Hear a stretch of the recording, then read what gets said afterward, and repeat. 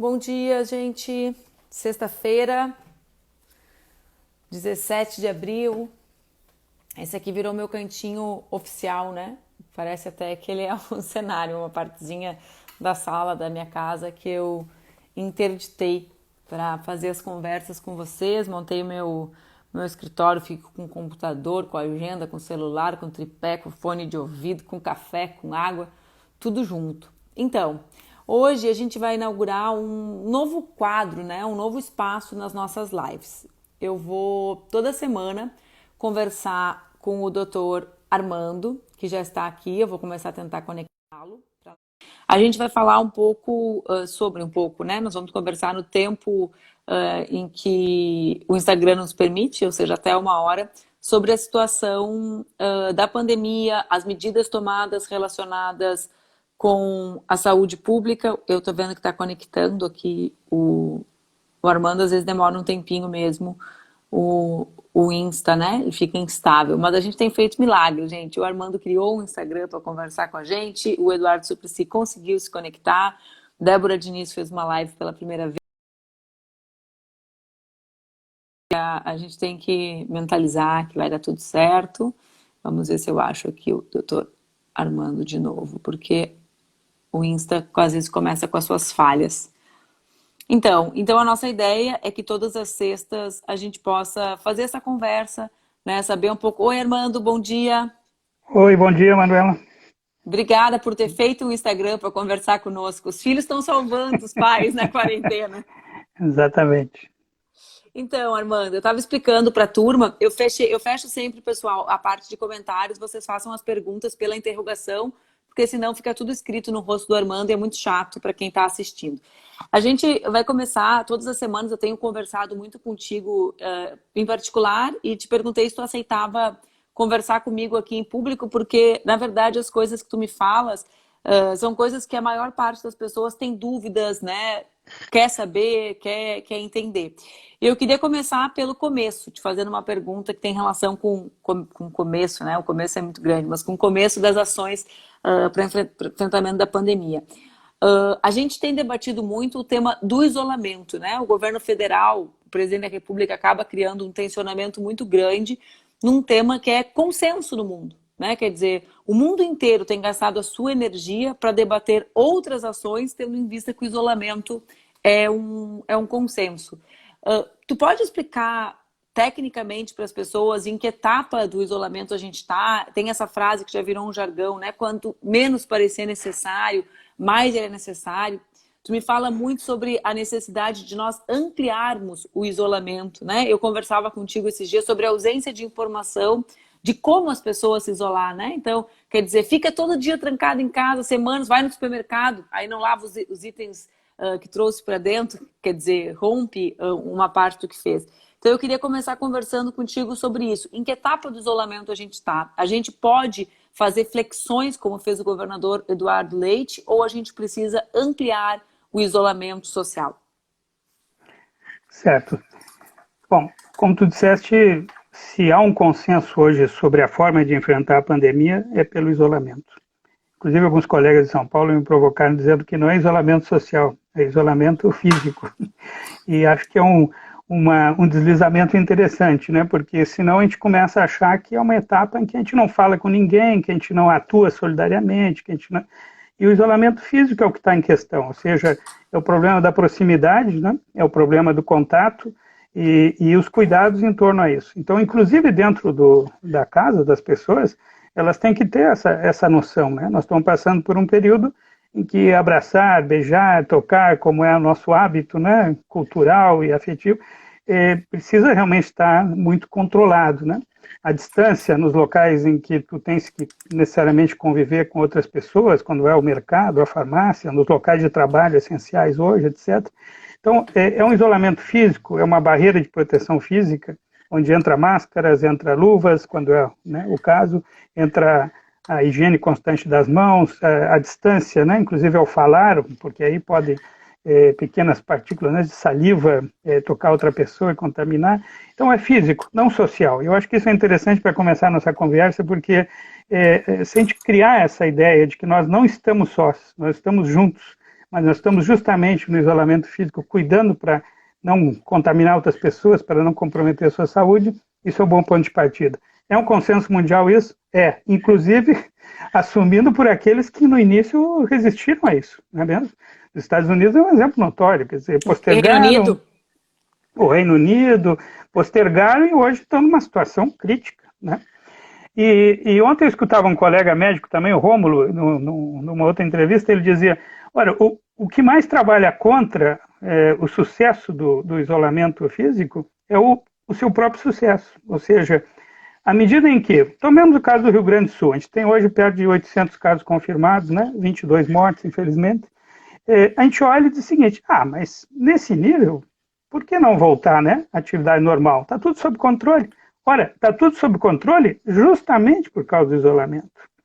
E uma coisa que é muito notória nessa pandemia é que quando tu começa a perder o controle, a velocidade da perda de controle é estarrecedora, certo? Então a gente não pode jogar com isso, tipo assim, vamos experimentar um pouquinho, né?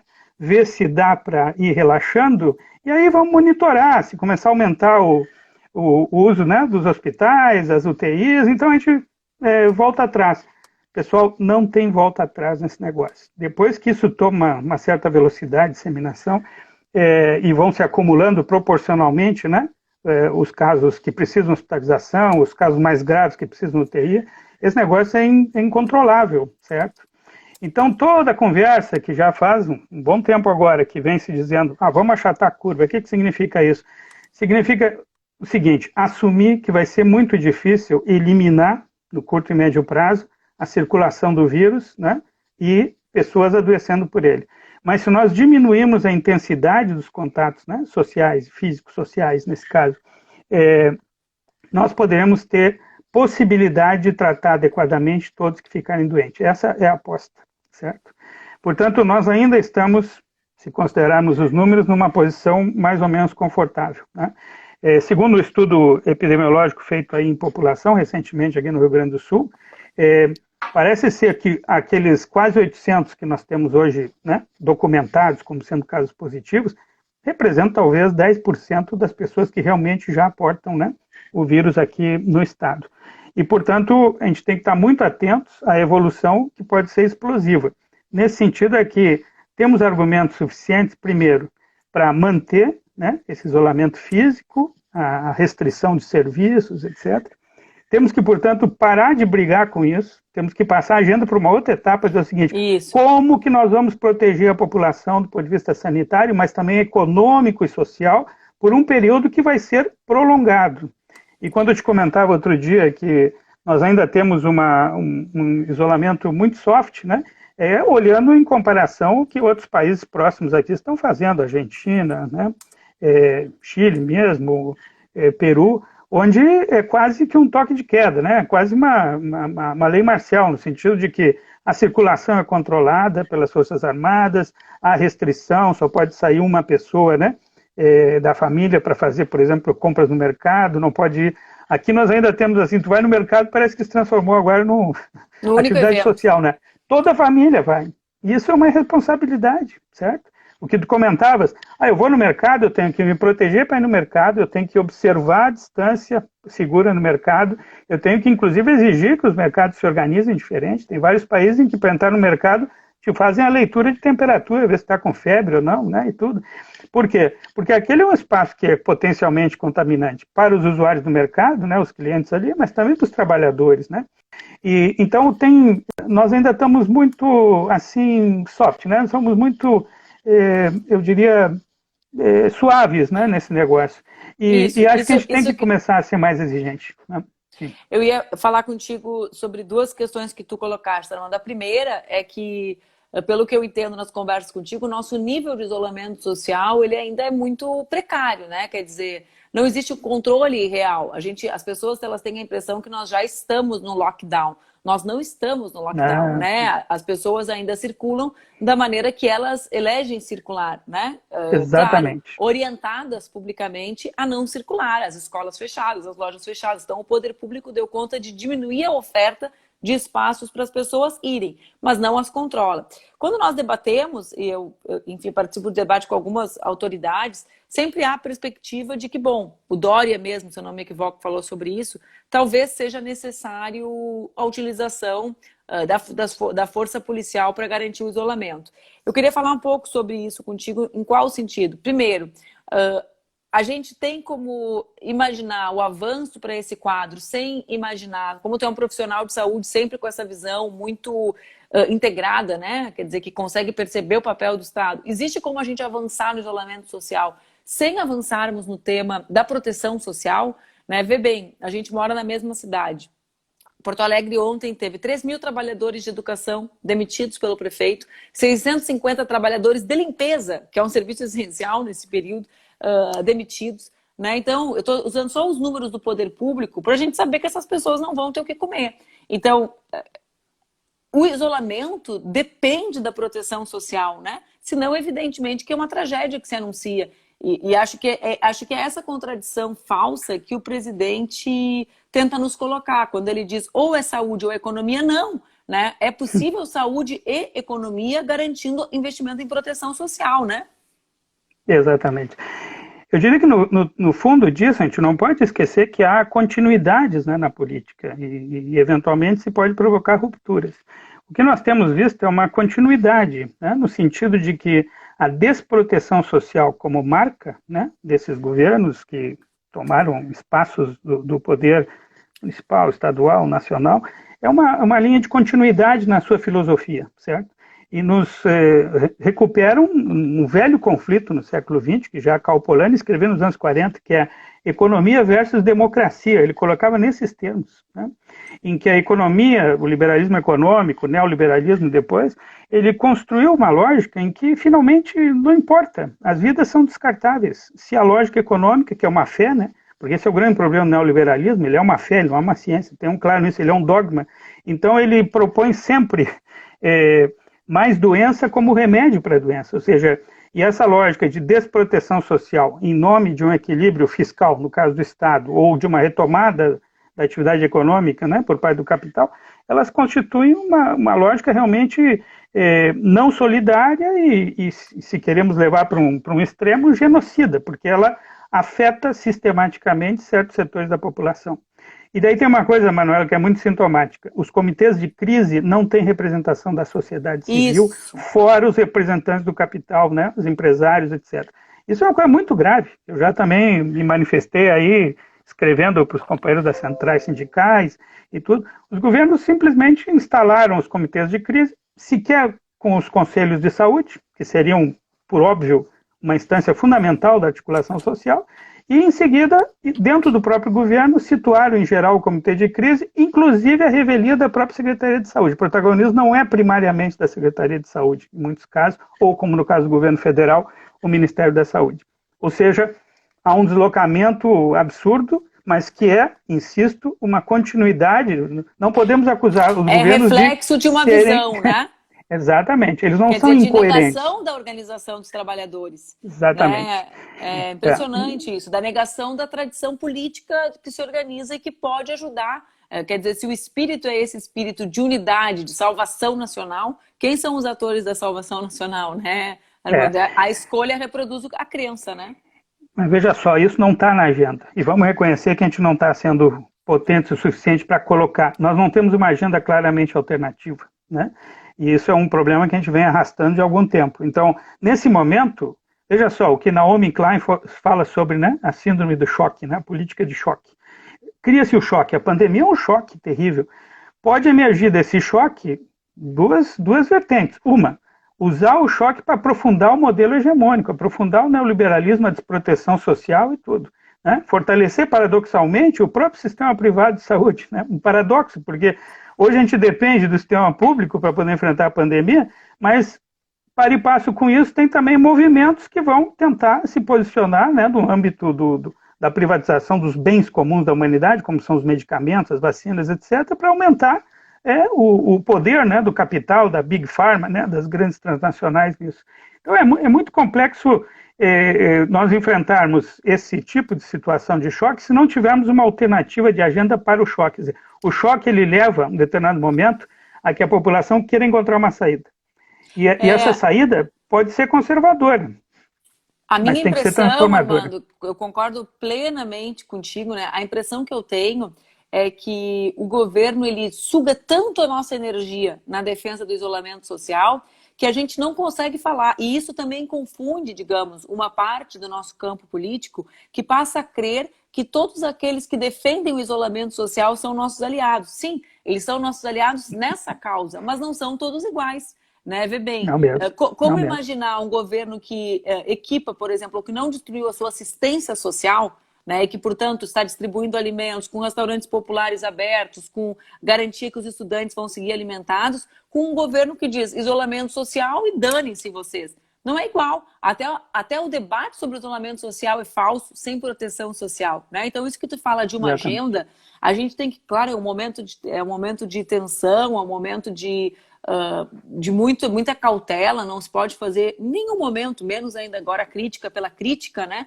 Mas a gente precisa tentar, porque é o que tu falas com muita precisão. A gente tem situações diferentes, mesmo em lugares que aplicam o isolamento social. É isso aí.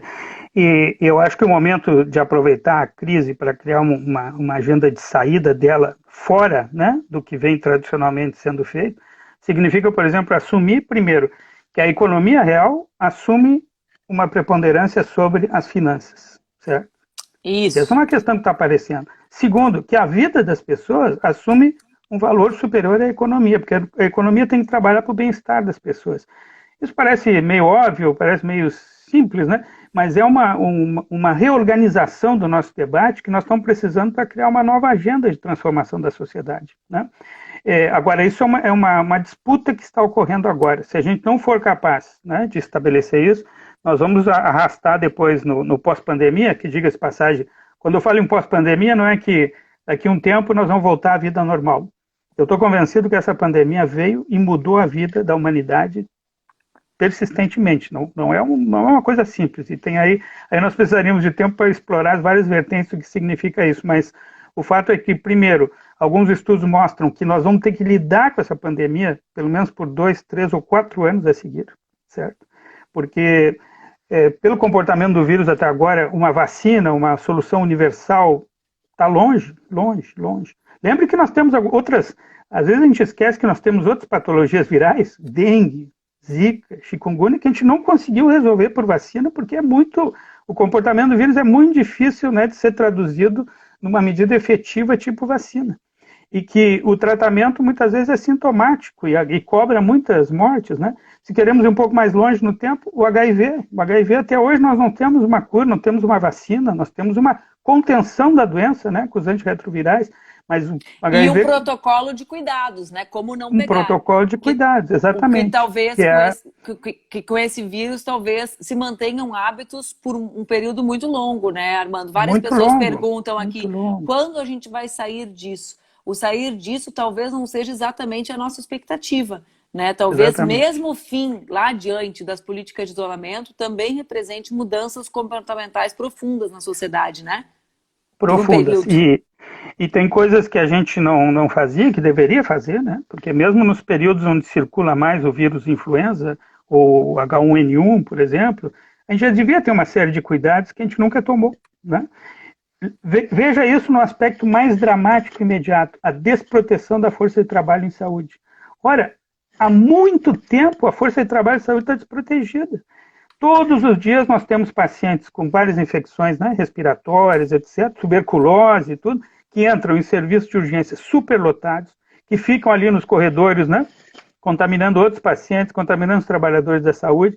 Então hoje diz, puxa, falta material de proteção. Sempre faltou, só que agora isso está muito magnificado e muito visível pela condição de rápida disseminação do vírus, né, nos ambientes aí de trabalho em saúde.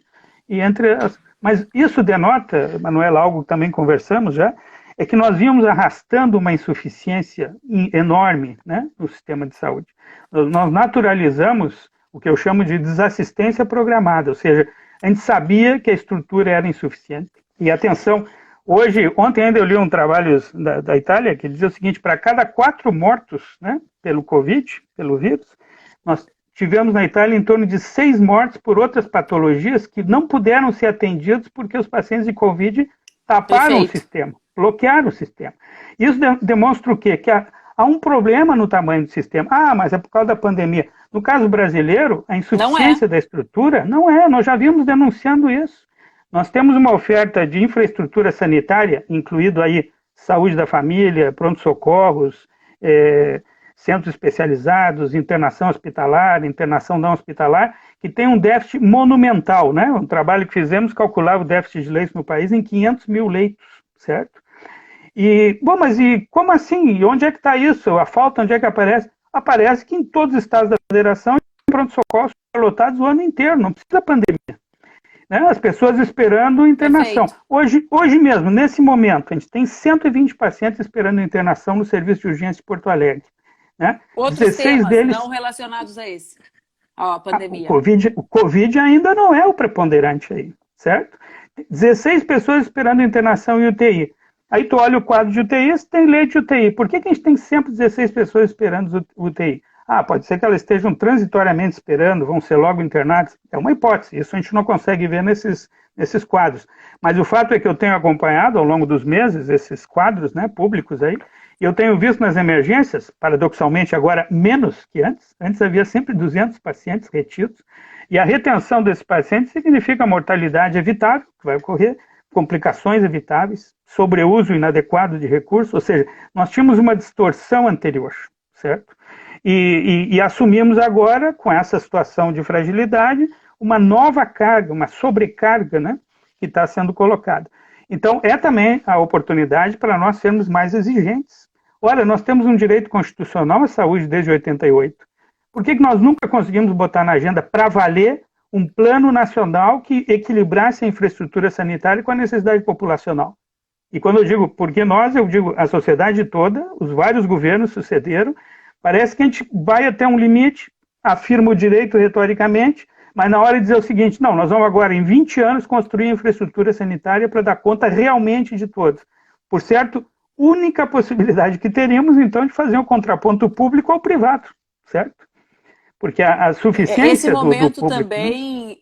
Esse momento também é uma grande resposta, né? Popularmente a gente diria assim, é um tapa na cara daqueles que uns por falácia, outros por ignorância, não compreendiam e não compreendiam o papel estruturante do SUS para o nosso país, né, Armando? Porque fica muito nítido, primeiro, o volume o quanto o SUS é importante para que a gente saia de uma situação dessas.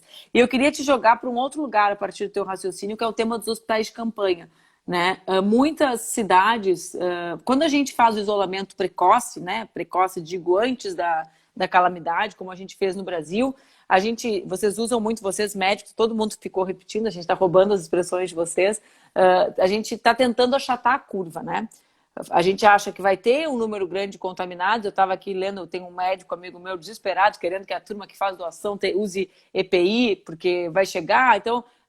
mais EPI do que está usando, já estão usando luvas e máscara, mas que a máscara tem que ser outra, a roupa tem que ser outra. Por que eu estou falando sobre isso? Porque há uma ideia de que achatar a curva significa não ter os casos, mas na realidade é sobre parcelar, é como se fosse uma compra parcelada dos casos. E a gente vai continuar precisando de leitos.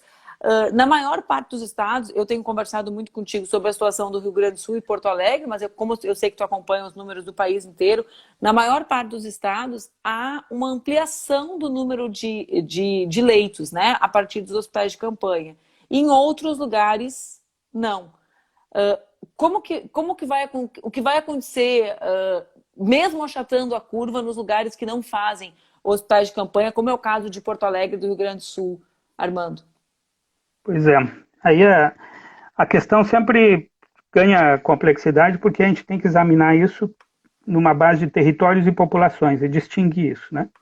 A epidemia tem entrado, né, a pandemia tem entrado no país através das zonas metropolitanas, em torno das capitais, porque ela é uma pandemia que chega ao Brasil através dos viajantes, né, os que trouxeram o vírus, né, dos centros, sobretudo da Europa e tal, Estados Unidos menos, e Ásia menos, mas sobretudo da Europa, chegam esses casos, pessoas que fizeram viagens internacionais, entram inicialmente nos bairros de melhor poder aquisitivo, em geral, né?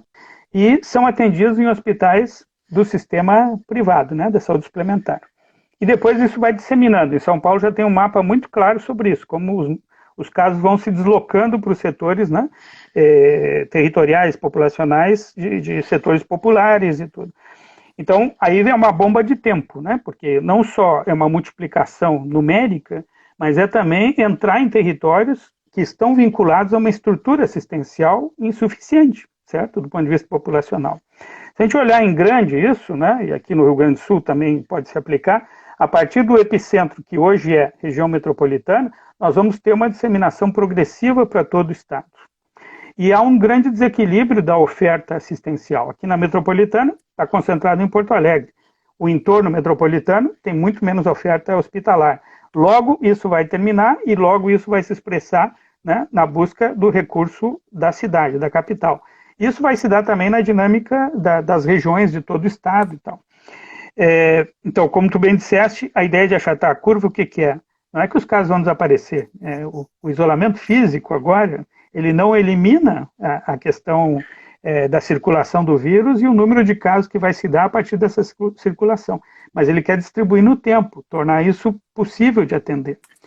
Porque também uma coisa que é preciso que todos entendam é que eu acrescentar leitos de UTI e máquinas, né, de suporte ventilatório e tal, não resolve um problema essencial, é quem opera isso, certo? Se eu tenho uma força de trabalho que fica exposta num ambiente caótico, ela adoece, e é uma força de trabalho, atenção, especializada, ou seja, manejar um paciente complexo hoje de UTI, seja qual for a patologia de base, mas particularmente o perfil que pega com mais força, né, agora o COVID, implica um trabalho em equipe técnica de alto nível de conhecimento, quer dizer, é um paciente muito complexo, muito instável, é um paciente que perdura na UTI, ele fica muito tempo, né, e flutuando todo dia. Também os pacientes que ficam fora da UTI, mas que são lábeis, né, que eles podem a qualquer momento se compensar, precisam de um atendimento adequado, especializado. Portanto, nós não estamos falando de uma força de trabalho que eu multiplico do dia para a noite, que eu chamo aqui, dou um cursinho de 2 horas e o cara já sai manejando bem. Eu vou ter qualidades diferentes. Portanto, não deveria nos deixar tranquilos o fato de que, se estão comprando mais respirador, se a UTI está com 70% de ocupação, então ainda dá para... E aí, outra vez, os números, né, as proporções nos enganam. Ora, se eu tenho uma unidade de UTI que tem 10 leitos e eu digo, não, está tranquilo, porque só tem 60% de ocupação, estou falando de 4 leitos livres. Se eu tiver 4 pacientes, acabou. É isso que a gente precisa entender também.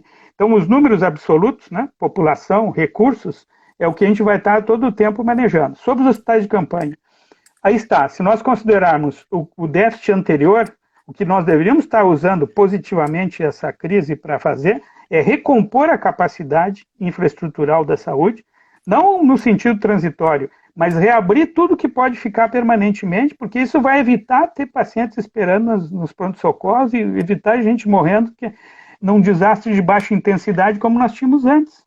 Só que era um desastre distribuído, né? Morriam centenas de pessoas todos os dias no país que poderiam ter sobrevivido, mas isso passava tranquilo. Covid põe uma visibilidade para isso que a gente precisa assumir nesse momento e tirar dessa crise uma vertente positiva, que é precisamos compor a infraestrutura pública da saúde no tamanho que a população brasileira tem e suas necessidades, certo? Porque é muito distante, né? Sabe quantos leitos tem a China, hospitalares regulares? Quantos? 4 milhões e 200 mil leitos, certo? Claro, uma população de 1 bilhão e 300 milhões de chineses. Mas nós somos a 5ª população mundial, nós temos 212 milhões de pessoas, certo? E a China tem nessa proporção em torno de 2,4 leitos por 1.000 habitantes. O SUS tem 1,4 leitos por 1.000 habitantes, e a metade deles são leitos que não geram internação ao longo do ano, porque são leitos em hospitais muito pequenos, sem capacidade, certo? Técnica, profissional e plataforma tecnológica. Portanto, nós temos em torno de 0,7 leitos por 1.000 habitantes no SUS, se a gente dividir, né, por toda a população, porque todos têm direito. E temos algo na saúde suplementar. Quando junta tudo isso, diz, tem um pouco mais de 2 leitos por 1.000 habitantes, né, no Brasil, se todos tivessem acesso a todos os leitos. Não é verdade, nem todos os leitos têm a capacidade adequada. Mas, nessa comparação internacional, nós ficamos muito abaixo dos sistemas públicos universais, que inclusive têm problemas críticos. A Espanha tinha problemas críticos, nós estamos vendo agora, vinha sendo denunciado a insuficiência de leito na Espanha. A Itália tinha mais leitos, mas tinha sido destruída a capacidade profissional, estava tudo terceirizado na Itália, né? A França sofreu muitas restrições também nos últimos anos, então o sistema público universal ficou empobrecido, ficou restrito, né? A Austrália tem problemas históricos, até agora ela não sofreu tanto, né? Tem conseguido distribuir a curva melhor, mas também tem carência. O Canadá tem um problema histórico também de acesso a leitos, né, e tempos de espera. Ou seja, não é uma batalha simples, porque mesmo os sistemas universais existentes no mundo estavam, nas últimas décadas, submetidos a uma restrição de financiamento por conta das políticas neoliberais, né? Armando... Então nós temos aí, só para concluir a ideia dos hospitais de campanha, eu acho que nós temos que ter dois movimentos. Recuperar ou constituir nova capacidade permanente do sistema hospitalar, do sistema de saúde em geral, porque inclui a atenção básica, e criar, e aí é preciso discutir, daí os comitês de crise têm que se dedicar a isso, dentro da projeção do achatamento possível da curva, estabelecer também áreas críticas, né, e a metropolitana é uma área crítica, a opção de hospitais de campanha não permanentes. Mas primeiro, ampliar a capacidade permanente. Eu queria te fazer uma pergunta. Eu estou olhando as perguntas, eu volto e meia me aproximo e me distancio do celular, porque as pessoas estão mandando perguntas e eu estou vendo se tu já passaste por elas ou não.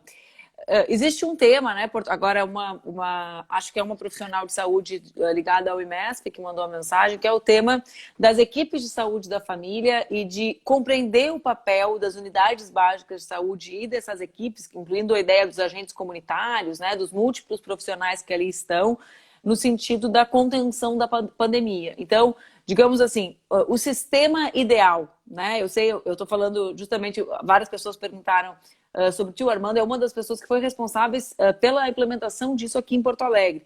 No sistema ideal, qual é o papel dessas equipes para que a gente contenha a pandemia? Porque a gente olha muito o tema da questão hospitalar, né? Então, vamos lá. Quando a gente sai do debate sobre o isolamento, que já é um avanço, a gente vai para quê? Necessidade de leitos, necessidade de respiradores. Então, ontem Flávio Dino fez uma triangulação para conseguir botar respirador no Maranhão, né? Teve que tirar, né? Pela Etiópia, para os Estados Unidos não roubarem, né? Teve que fazer a alfândega só no Maranhão para não ser retalhado politicamente pelo governo federal. Mas, enfim, isso tudo é relacionado ao hospital, né?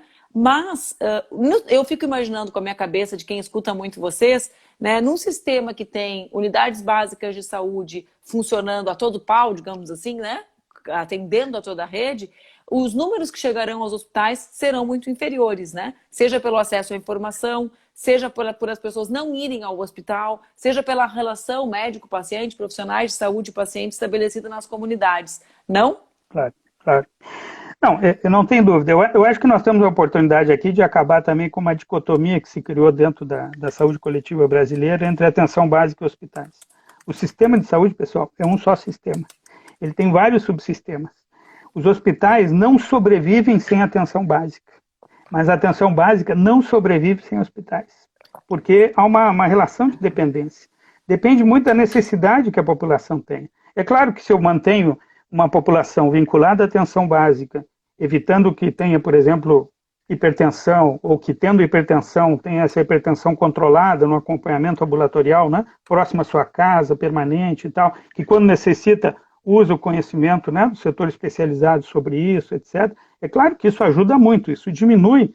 Outra vez é a curva, né, eu achato a curva, mas nesse caso, uma curva que pode ser achatada de forma, inclusive, mais permanente, não é só deslocando no tempo. É mantendo a pessoa, mesmo sendo hipertenso, numa condição que ele não venha a ter um infarto, um acidente vascular cerebral, etc. Né? Então, nesse sentido, a atenção básica, comprovadamente, tem grande impacto, e no Brasil teve grande impacto na estratégia de saúde da família e tudo.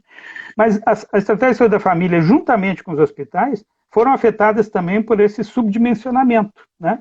Aqui no Brasil, a gente aceita que uma equipe de saúde da família, que é um médico, um enfermeiro, né, um técnico e agentes comunitários, tem sob sua responsabilidade 4.000 pessoas, 5.000 pessoas. Olha, isso não é verdade. Quer dizer, quando eu calculo o tempo disponível de trabalho das pessoas, distribuo em atividades, a Espanha faz, para uma equipe desse tamanho, um cálculo de 1.700 pessoas. Isso é o top máximo, certo? Cuba trabalha com 800 pessoas a 1.200, dependendo, né, da dispersão territorial. Por quê? Porque a atenção básica, ela não só atende os casos agudos, mas ela tem que fazer o acompanhamento dos crônicos, ela faz visitas domiciliares, ela se envolve em orientações, né, para a comunidade, e tudo isso eu tenho que somar minutos e horas do trabalho, porque não é uma capacidade infinita, né? Então, à medida que eu sou mais exigente sobre a relação entre consumo esperado, né, e a produção esperada de serviço, eu tenho que encontrar uma lógica de organização da cobertura, né, e acesso do serviço que seja realmente plausível do ponto de vista do resultado. Então, claro, qual é o papel da atenção básica? Essa é uma discussão interessante hoje. Primeiro, eu vejo a atenção básica muito acuada, né? Bom, aqui em Porto Alegre, pior, porque a situação essa do IMESF, esses últimos movimentos aí, né, que praticamente liquidam a questão do IMESF, que já está remetido agora a outras, né, OS para gestão, isso cria um ambiente de muita insegurança laboral. Instabilidade, né? Instabilidade, tudo é muito complicado. Inclusive, há uma demanda de que, bom, independente da sentença aí do Supremo Tribunal, isso não tenha materialidade por esse período, porque senão vai ser um caos, né? Como é que vai se reorganizar? Enfim. Mas, para além dessa questão aqui do contexto imediato, tem uma questão de como, primeiro, as equipes de atenção básica precisam ser adequadamente protegidas, como todos os trabalhadores da saúde, mas às vezes a gente parece que só olha o hospital com um problema de EPI. Não, precisa proteger as equipes da família. Segundo, as estratégias que estão dando mais resultado nisso tem sido a própria experiência na Venezuela agora. Primeiro, utilizar, né, um app que a população dialoga diretamente com o serviço, o Sistema Nacional de Saúde. Lá na Venezuela, 16 milhões de pessoas entraram no app que se chama Pátria, que simplesmente colocaram um formulário, responde, né, os sinais, sintomas que a pessoa tem, e a partir disso se separa aqueles que podem ter Covid e vão à casa da pessoa verificar se tem febre, o que está acontecendo, já orienta o isolamento preventivo, etc., testam as pessoas, né? Então, por acaso, a Venezuela é o país que mais está testando, né, na América do Sul e tal. Por quê? Porque a ideia é conter com o apoio da atenção básica. Isso aqui no nosso meio nós não estamos vendo. Primeiro porque a gente tem um problema de integração e orientação. Nosso discurso ficou adernado, né, só para a questão hospitalar. Segundo, não temos equipamento de proteção, inclusive, para essas equipes e tal. E terceiro, e mais grave, não temos testagem. Né? Quer dizer, enquanto nós não tiver o elemento da testagem, ele é muito importante, porque aí eu vou graduando as contenções, os isolamentos e tal. À medida que eu testar essa população nos territórios comunitários, identificar gente positiva, mas assintomática ou clinicamente estável, eu tenho que mantê-la sob observação, onde também entra a atenção básica. Agora, não esqueçam, um parênteses, a atenção básica tem que cuidar de todas as outras necessidades de saúde da população que não deixam de existir. E à medida que eu vou postergando isso, né, tá vendo em São Paulo, tá dizendo, não, agora diminuiu o número de atenção por infarto e tal. Bom, é que de repente o cara, ele tem uma dor torácica, né, que pode ser uma doença coronariana, não. E ele diz, puxa, mas eu não vou no hospital agora, eu vou ver se passa esse negócio, porque eu não quero me expor no hospital a ficar doente por corona, certo? Esse é o raciocínio. Então tem necessidades sociais de saúde que vão sendo postergadas. Só que em algum momento isso vai explodir de volta, isso virá. E mesmo no caso do corona, atenção, quando eu oriento o cara para ficar em casa, sendo um sintomático leve, né, ou um positivo, eventualmente, sem sintomatologia, eu não posso descuidar do acompanhamento. Eu tenho que ter um acompanhamento telefônico, seja, tem que ter um Pode ter um acompanhamento de avanço visita. veloz, né? Eu vi vários Claro. casos assim, né, Armando? Exatamente. Porque a doença está ali, ela está se manifestando cada dia com uma aparência, né? E ela é muito perversa. Isso que a gente fala, dificuldade para respirar, a gente tem visto casos em que o paciente ele começa a ter um sofrimento respiratório muito rapidamente. Não é que é progressivo, hoje está meio ruim, amanhã um pouquinho. Não, subitamente ele tem uma, né, perda de concentração de oxigênio no sangue, né, e evolui muito rapidamente para uma necessidade de suporte ventilatório que só pode ser dado no ambiente hospitalar, etc, etc. Ou seja, tudo isso exigiria uma sensibilidade e o que alguns vêm dizendo, com muita razão, de ser uma espécie de refundação ou recuperação da vigilância epidemiológica como parte essencial de todas as dimensões do sistema de saúde, porque isso também ficou muito diluído, né, muito perdido e tal, nos últimos tempos de evolução do sistema de saúde, no seu desfinanciamento, etc.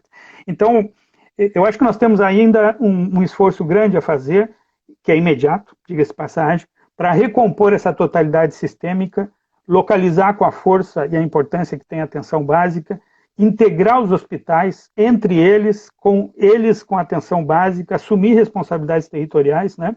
Então, esse para mim é o caminho da exploração positiva, né, que a crise gera, no sentido de sairmos dela com um outro sistema de saúde.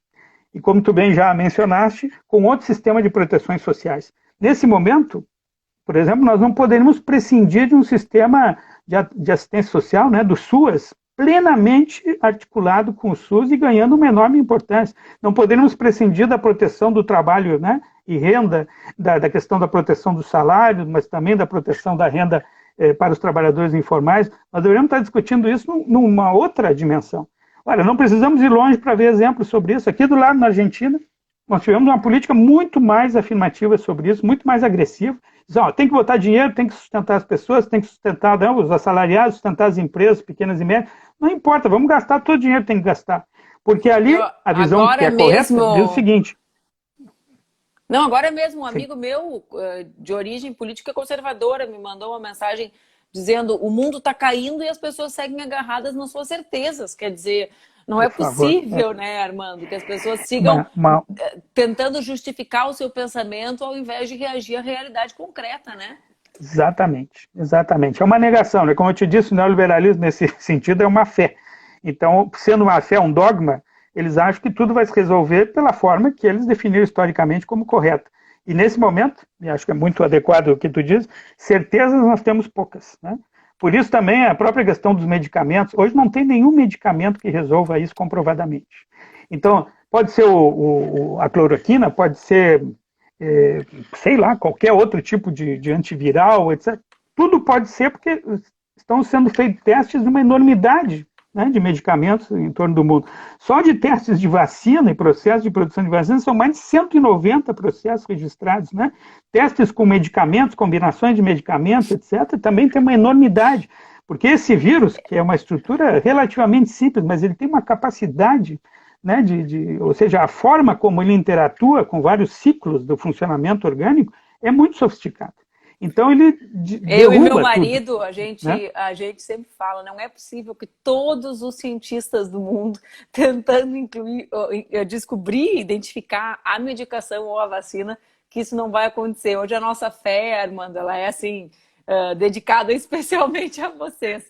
Armando, a ciência, né? Vocês cientistas que dedicam a vida a pensar na nossa vida, né?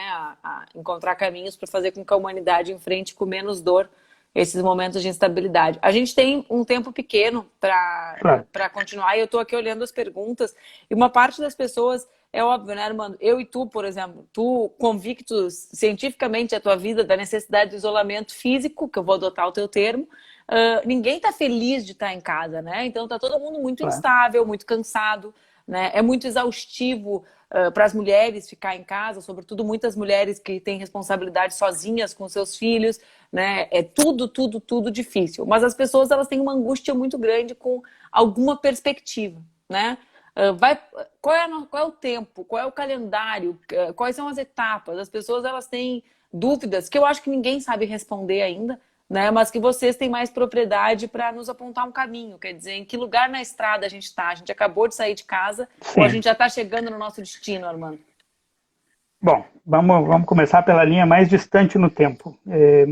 Para nós temos uma certa estabilidade, e eu me afilio muito às avaliações que dizem que nós temos aí uns 4 anos pela frente do ponto de vista de marchas e contramarchas nesse processo, certo? Agora, isso não quer dizer que nós vamos ficar 4 anos, né, em isolamento físico em casa. Nós certamente temos todo a necessidade de manter, como, né, já comentávamos, um isolamento físico e talvez mais intenso, né, nos próximos 4 meses. Eu não assumiria menos que 4 meses. Eu acho que às vezes quando a gente sabe o tempo, a gente relaxa um pouco, né, no sentido de, bom, se é esse o tempo, vamos lá, vamos nos organizar para isso. Achar que amanhã, depois de amanhã, na outra semana, eu acho que é ruim, é contraprodutivo, porque não vai acontecer, certo? Pelo menos dentro da minha convicção e dentro da necessidade que eu vejo de manter o isolamento físico e nesse sentido, 4 meses críticos pela frente e pelo menos 2 anos intensos onde as proteções sociais e o fortalecimento do sistema de saúde vão ter que seguir aumentando. Ou seja, nós temos que ter agora um plano de curtíssimo prazo, que seria o plano contingencial, um plano de curto prazo, médio e longo. E começar a trabalhar politicamente por isso, socialmente por isso, quer dizer, tudo que for aposta aqui de proteção social e reorganização assistencial, tem que saber que é um esforço prolongado e é um esforço complexo, certo? Porque eu insisto muito nisso. Nós já tínhamos déficits, né? Nós já tínhamos dívidas sociais, tanto na saúde quanto na proteção social, no sentido amplo, e nós temos que recuperar isso.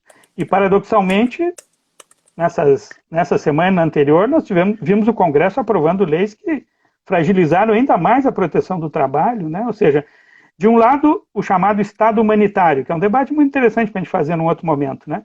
O Estado humanitário. Não, meu amigo, o Estado não tem que ser humanitário, o Estado tem que ser o garante dos direitos, né, da população e do bem-estar. Então, não é quando ocorre um desastre, uma catástrofe, que o Estado tem que intervir de ponto de vista humanitário para mitigar. Não, ele tem que trabalhar na base, né, da realidade que gera essa fragilidade e tudo. Portanto, o debate ele é mais estrutural sobre a função do Estado. O Estado humanitário, vou dar agora R$600, né, vou dar R$1.200, mas durante 2 meses vou fazer um conjunto contingencial e, ao mesmo tempo, eu desmonto as garantias permanentes ao trabalho e mantenho, né, o limite de gasto, o congelamento, um orçamento extraordinário.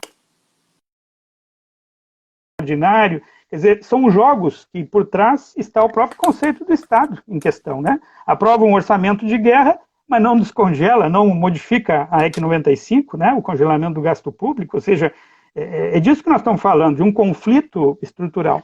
Portanto, assumir, trazendo para esse âmbito que tu colocavas, bom, nós, indivíduos, famílias, nossa angústia sobre, afinal, quanto tempo nós vamos viver assim, nós vamos viver ainda pelo menos 4 meses críticos. Na minha opinião, qualquer processo de desmontagem do isolamento, veja o que está acontecendo na Ásia agora, é um processo muito delicado. E aí, de novo, nós temos que chamar a atenção da participação dos trabalhadores, das centrais, dos sindicatos, das federações, etc. nisso. Não só da saúde, né? Mas saúde é um carro-chefe. Mas todos, por exemplo, na área industrial. Agora vamos, então, voltar a produzir na área industrial e na área de serviços vamos dar um tempo. Tá bem, mas qual é o acordo sobre a proteção na área industrial? Porque aí eu vou ter convívio de pessoas, de novo, né, em ambientes de trabalho e tal, eles vão voltar para casa todos os dias, podem contaminar suas famílias, ou seja, não é uma coisa fácil de definir, tem que ter novos padrões. Não, a indústria agora volta a plena carga. Não, na Ásia está se vendo que não é assim. Volta com capacidade limitada, porque tem que respeitar a distância entre os trabalhadores, certos processos industriais precisam ser reorganizados fisicamente, né, distância nas fábricas, tudo. Ou seja, nós temos que levar a sério o que significa entrar, né, no isolamento e sair dele.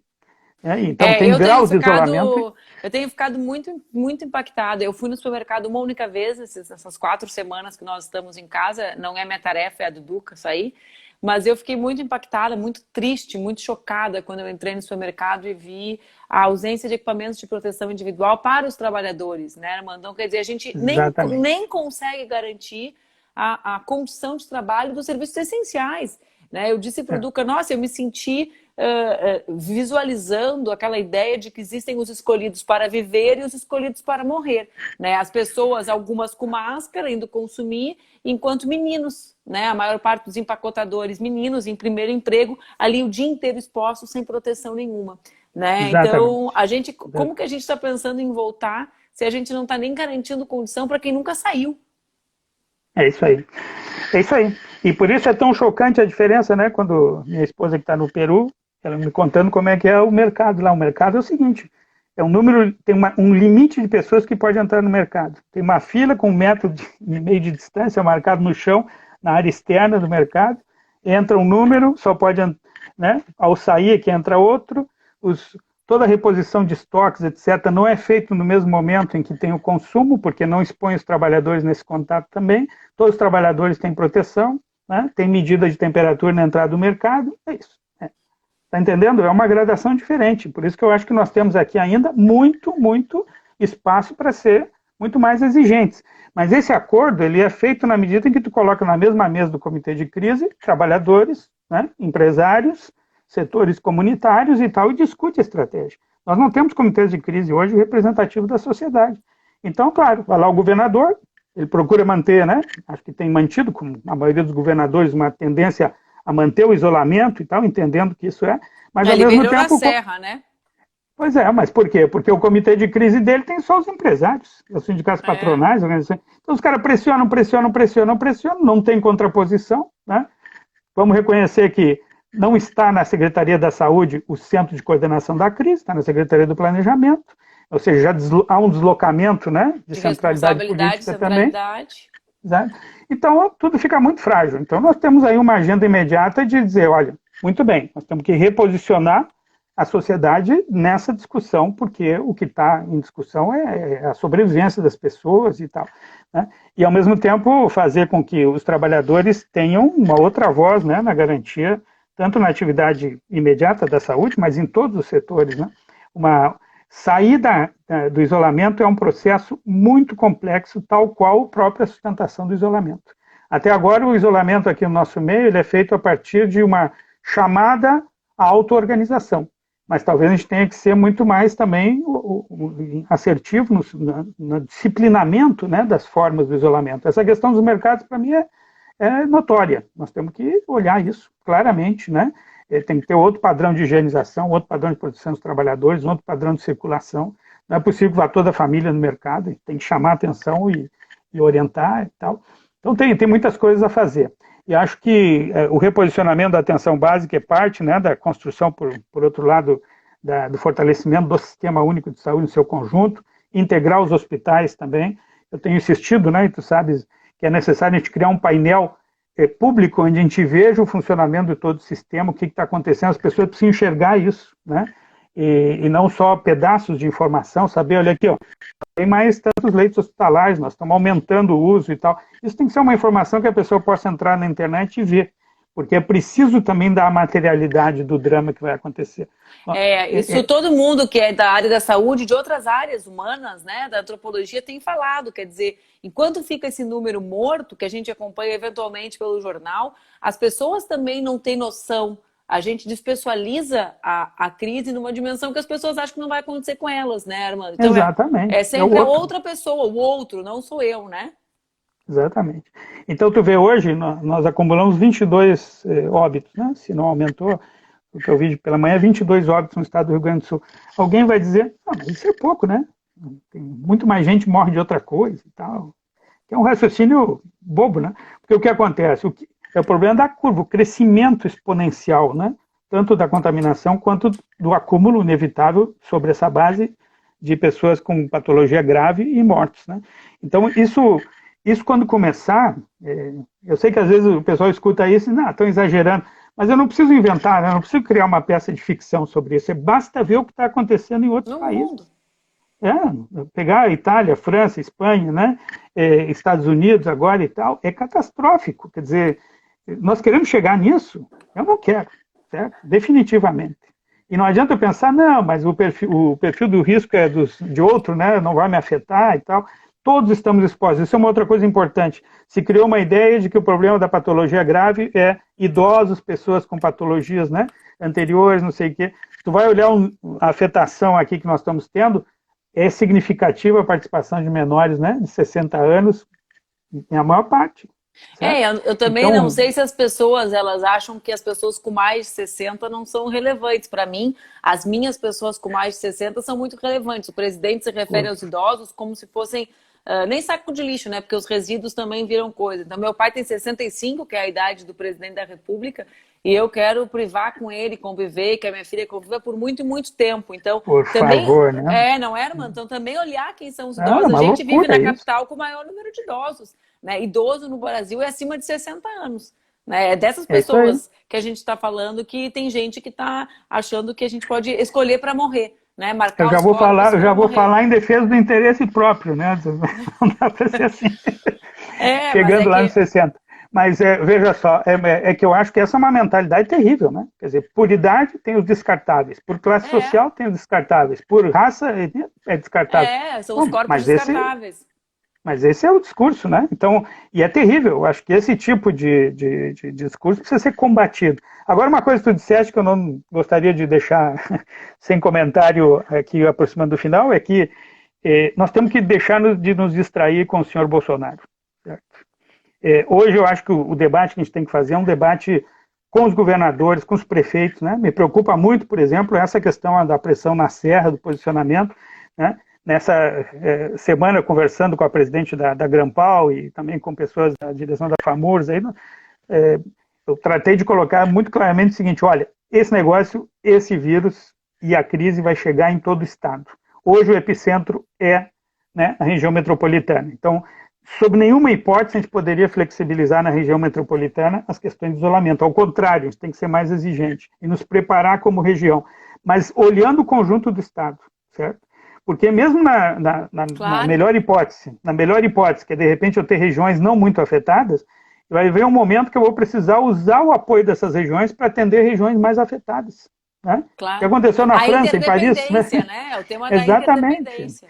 Em Paris, os caras vão lotar trens com pacientes de terapia intensiva para mandar para a Bretanha, porque lá tinha menos incidência e mais disponibilidade. Por quê? Porque chega um momento que eu preciso trabalhar nessa lógica colaborativa, territorial e tal. Então eu não posso queimar. Tem pouco caso agora na Serra, então eu libero geral, né? Porque vamos combinar, vai ser uma liberação geral daqui a pouco. E aí daqui um pouquinho cresce o número de casos na Serra, esgota a capacidade, que é menor que Porto Alegre, eu vou depender do epicentro para apoiar a outra. Não vai dar certo. Né? Então acho que tem uma questão de ter consciência que nós estamos caminhando num processo muito delicado e que toda medida preventiva hoje do desastre é muito necessária. Então, pessoal, vamos incorporar a ideia de que sim, nós vamos ter que resistir por um período ainda importante, né, de isolamento físico, mas não social. Eu acho que construir canais solidários, né, de várias coisas que a gente pode fazer, material e animicamente, né, é muito importante.